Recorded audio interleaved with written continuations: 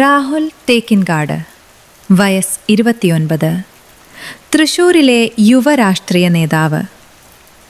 അഭിയാമി, വയസ്സ് 24, ഇൻസ്റ്റാഗ്രാമിലെ ഒരു യുവ സോഷ്യൽ മീഡിയ ഇൻഫ്ലുവൻസർ. ഒരു തിങ്കളാഴ്ച ഉച്ചതിരിഞ്ഞ് ഒരു കാറ്റുള്ള കാലാവസ്ഥയിൽ ആ ഇൻസ്റ്റാഗ്രാം മെസ്സേജ് അവരുടെ പ്രൊഫൈലിലേക്ക് എത്തി. അത് അവളോടുള്ളൊരു നന്ദിയായിരുന്നു. നിങ്ങളുടെ വീഡിയോസ് വളരെ മനോഹരമാണ്. അതായിരുന്നു ആദ്യത്തെ സന്ദേശം. രാഹുലിൻ്റെ സന്ദേശത്തിന് മറുപടി നൽകാതെ അഭിയാമി ആ സന്ദേശം അവഗണിച്ചു. പക്ഷേ അതൊരു തുടക്കം മാത്രമായിരുന്നു. അടുത്ത ദിവസവും അടുത്ത ആഴ്ചയും രാഹുൽ അവളെ വാതോരാതെ പ്രശംസിച്ചു സന്ദേശങ്ങൾ അയച്ചുകൊണ്ടിരുന്നു. രാഹുലിൻ്റെ ആത്മാർത്ഥമായ ഈ സന്ദേശങ്ങൾ അവളിൽ ഒരു മതിപ്പുണ്ടാക്കി. ഒടുവിൽ ഒരു ദിവസം രാഹുൽ അവളുടെ നമ്പർ ചോദിച്ചു. ആദ്യം വിസമ്മതിച്ചെങ്കിലും അവൻ്റെ നിരന്തരമായ ശ്രമങ്ങൾക്ക് മുന്നിൽ അവൾ കീഴടങ്ങി. അങ്ങനെ അവർ ഫോണിലൂടെ സംസാരിക്കാൻ തുടങ്ങി. അവരുടെ സംഭാഷണങ്ങൾ ദിവസങ്ങൾക്ക് ശേഷം മണിക്കൂറുകളോളമായി. രാഹുൽ പലപ്പോഴും അവളുടെ വീഡിയോകളെക്കുറിച്ച് സംസാരിക്കുമായിരുന്നു. അതിൽ നിന്ന് അവർ പരസ്പരം കൂടുതൽ അടുക്കാൻ തുടങ്ങി. ഒരിക്കൽ രാഹുൽ അവളെ നേരിട്ട് കാണാൻ ആഗ്രഹം പ്രകടിപ്പിച്ചു. പക്ഷേ മാതാപിതാക്കളുടെ അനുവാദമില്ലാതെ തനിക്ക് അതിന് കഴിയില്ലെന്ന് അഭിയാമി പറഞ്ഞു. രാഹുൽ സമ്മതിച്ചില്ല. തനിക്ക് അവളെ കാണാൻ തിടുക്കമാണെന്നും അവളെ വിവാഹം കഴിക്കാൻ ആഗ്രഹമുണ്ടെന്നും പറഞ്ഞു. ഈ വാഗ്ദാനങ്ങളും അവനിലുള്ള വിശ്വാസവും അവളെ കൂടുതൽ ആകർഷിച്ചു. ഒടുവിൽ ഒരു ദിവസം രാഹുൽ ഒരു തിരഞ്ഞെടുപ്പ് പ്രചാരണത്തിലായിരുന്നപ്പോൾ അഭിയാമി ഒരു സന്ദേശം അയച്ചു. ആരും വീട്ടിലില്ല. എല്ലാവരും കണ്ണൂരിലുള്ള ഒരു ബന്ധുവിൻ്റെ കല്യാണത്തിന് പോയിരിക്കുകയാണ്. അവർ രാത്രി 9 മണിയോടെ തിരിച്ചെത്തൂ. രാഹുൽ ഉടൻ തന്നെ പ്രതികരിച്ചു. എങ്കിൽ എനിക്കിപ്പോൾ വന്ന് നിങ്ങളെ കാണാൻ പറ്റുമോ? ആദ്യം അവൾ എതിർത്തെങ്കിലും രാഹുലിൻ്റെ സ്നേഹപൂർവമായ നിർബന്ധത്തിന് മുന്നിൽ അവൾക്ക് കീഴടങ്ങേണ്ടി വന്നു. അവൻ അവളുടെ വീട്ടിലെത്തിയപ്പോൾ അവർ കുറച്ചുനേരം സംസാരിച്ചിരുന്നു. അവരുടെ ഹൃദയങ്ങൾ അപ്പോൾ തന്നെ ഒരുമിച്ചു ചേർന്നിരുന്നു. രാഹുൽ അവളിലേക്ക് കൂടുതൽ അടുത്തു. അവളുടെ ചുണ്ടുകളിൽ ചുംബിക്കാൻ തുടങ്ങി. തുടക്കത്തിൽ അവൾ എതിർത്തെങ്കിലും അവൻ്റെ ആത്മാർത്ഥമായ നിർബന്ധത്തിന് മുന്നിൽ അവൾക്ക് കീഴടങ്ങേണ്ടി വന്നു. അവൻ പതിയെ അവളോട് ചേർന്നു. അവളിലെ മുറുക്കം കുറഞ്ഞ ഷർട്ടിൻ്റെ ബട്ടണുകൾ പതിയെ അഴിച്ചുമാറ്റി. രാഹുൽ, അവൾ പതിഞ്ഞ ശബ്ദത്തിൽ പതിയെ മൂളി. അവളുടെ നനുത്ത വിരലുകൾ അവൻ്റെ മുടിയിൽ ഓടി നടന്നു. അവൻ്റെ കൈകൾ അവളുടെ അരക്കെട്ടിൽ തഴുകി. അവൻ്റെ നാവ് അവളുടെ കഴുത്തിലും നെഞ്ചിലുമായി പതുക്കെ സഞ്ചരിച്ചു. രാഹുൽ, അവൾ വേദന കലർന്നൊരു മൂളലോടെ പറഞ്ഞു. അവളുടെ കണ്ണുകൾ അടഞ്ഞു. അവൻ്റെ കൈകൾ അവളുടെ ശരീരത്തിൽ തഴുകി മുന്നോട്ട് നീങ്ങുമ്പോൾ അവളിൽ നിന്ന് മൃദുവായൊരു വേദന കലർന്ന ശബ്ദം കേട്ടു. അവർ പരസ്പരം കൂടുതൽ അടുത്തു. അവൻ്റെ ചുണ്ടുകൾ അവളുടെ കഴുത്തിൽ പതിയെ സ്പർശിച്ചു. ആ നിമിഷം അവരുടെ പ്രണയം നിറഞ്ഞു കവിഞ്ഞു. അവൻ്റെ ഓരോ തലോടലും ചുംബനവും അവളിൽ പുതിയൊരു ലോകം തുറന്നു. അവൻ്റെ വിരലുകൾ അവളുടെ ശരീരത്തിലൂടെ താഴേക്ക് നീങ്ങുമ്പോൾ അവൾ വേദനയോടെ അവനെ മുറുകെ പിടിച്ചു. രാഹുൽ, അവൾ അവനെ കൂടുതൽ മുറുകെ പിടിച്ചു. അവളുടെ കണ്ണുകൾ നിറഞ്ഞൊഴുകി. അവൻ്റെ കൈകൾ അവളുടെ ശരീരത്തിൽ പതിയെ സഞ്ചരിച്ചു.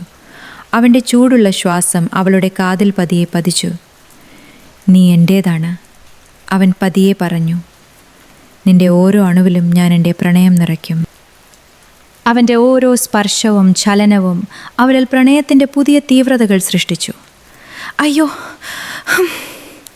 അവൾ പതിയെ ശബ്ദമുണ്ടാക്കി. വേദനയും സന്തോഷവും കലർന്ന ഒരു മൂളലോടെ അവൾ അവനെ നോക്കി. അവരുടെ കണ്ണുകൾ തമ്മിൽ കോർത്തു. അവൻ്റെ കണ്ണുകളിലെ ആഴം അവളിലെ എല്ലാ ഭയത്തെയും മായ്ച്ചു കളഞ്ഞു. അവൻ അവളെ അവനിലേക്ക് കൂടുതൽ ചേർത്തു. ആ നിമിഷം അവർ പ്രണയത്തിൻ്റെ കൊടുമുടിയിലേക്ക് ഉയർന്നു.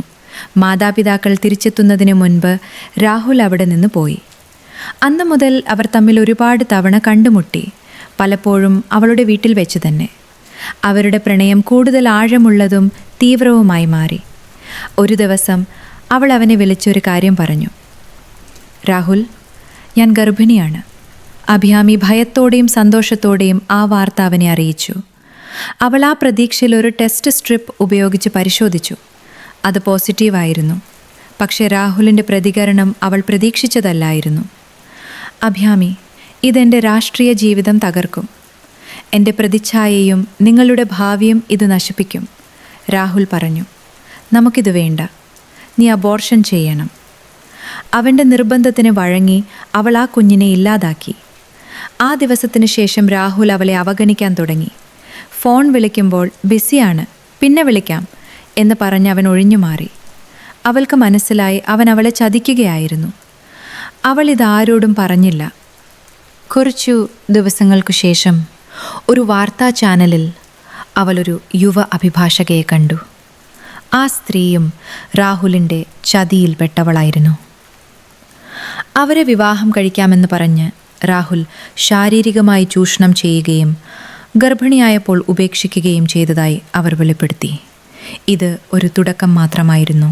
പിന്നീട് പല സ്ത്രീകളും രാഹുലിനെതിരെ സമാനമായ ആരോപണങ്ങളുമായി മുന്നോട്ട് വന്നു. അഭിരാമിക്ക് ആദ്യം മാധ്യമങ്ങളെ സമീപിക്കണമെന്ന് തോന്നി.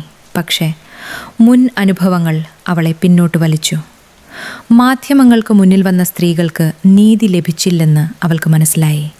പകരം അവർക്കവരുടെ യശസ്സും സമാധാനവും ജീവിതവും നഷ്ടപ്പെട്ടു. ഒടുവിൽ രാഹുലിൻ്റെ പാർട്ടി അവനെ 3 ആഴ്ചത്തേക്ക് സസ്പെൻഡ് ചെയ്തു. രാഷ്ട്രീയ സ്വാധീനം കാരണം പോലീസ് കേസെടുക്കാൻ തയ്യാറായില്ല. രാഹുലിൻ്റെ കയ്യിൽ പല പ്രമുഖ രാഷ്ട്രീയ നേതാക്കളുടെയും രഹസ്യ വിവരങ്ങളുണ്ടായിരുന്നതുകൊണ്ട് അവരെല്ലാം അവനെ ഭയന്നു.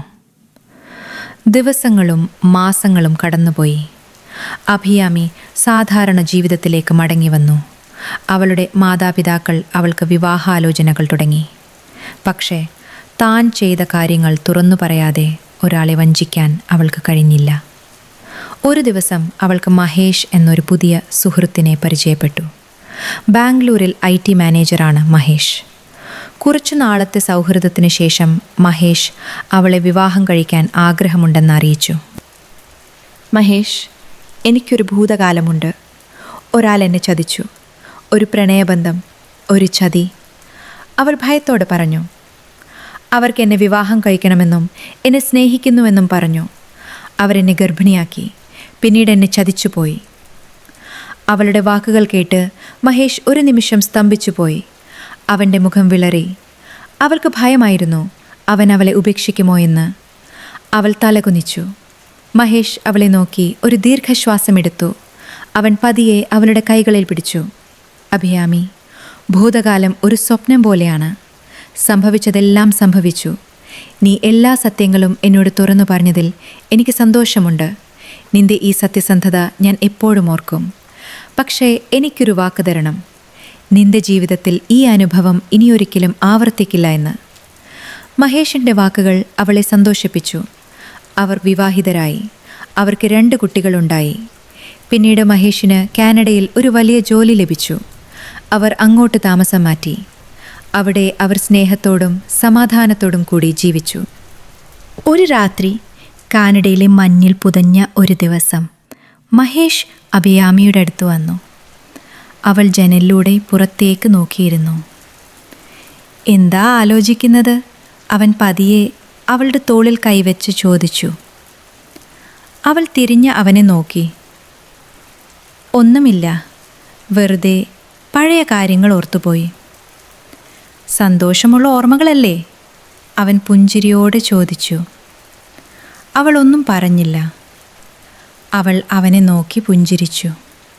അവൻ പതിയെ അവളെ അവൻ്റെ കൈകളിലേക്ക് ചേർത്ത് പിടിച്ചു. അവൻ്റെ ചുണ്ടുകൾ പതിയെ അവളുടെ കഴുത്തിൽ സ്പർശിച്ചു. അവൾ വേദന കലർന്നൊരു മൂളലോടെ പതിയെ പറഞ്ഞു.